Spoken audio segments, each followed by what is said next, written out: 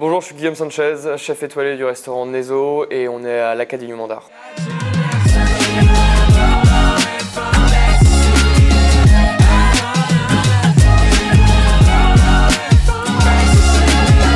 Aujourd'hui, on va parler fermentation ensemble. La mise en fermentation est une conservation, comme on en trouve beaucoup d'autres, sauf que celle-ci va avoir pour particularité de conserver toutes les vitamines et les minéraux d'un produit. Et donc en fait tout ce qui est bon, tout ce qui va vous apporter du sens, tout ce qui vous rend vivant en fait. Je pars du principe qu'on ne doit pas acheter de produits pour les mettre en fermentation.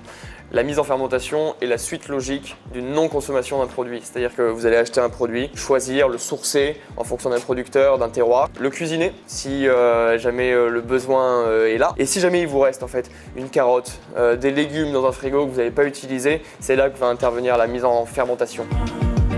D'un point de vue environnemental, vous allez pouvoir peut-être acheter un poil plus et pouvoir le conserver toute l'année. Point qui est hyper important, qui est l'exhausteur de goût. C'est-à-dire que cette poire va avoir encore un peu plus le goût de poire après fermentation. Alors attention, vous n'allez jamais avoir la fraîcheur et le côté juteux de cette poire. Par contre, vous allez avoir tout ce qui est caché derrière, tous les parfums de fond qu'on ne sent pas et tout ce qui fait finalement en fait le parfum d'une poire.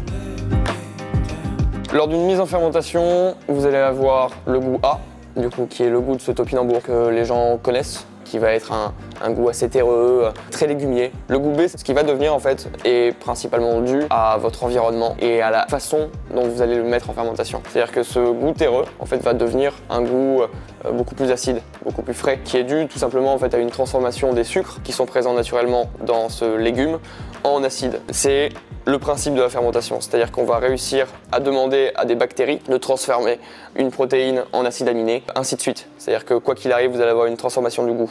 Et c'est en ça qu'on parle de goût A et de goût B en fermentation.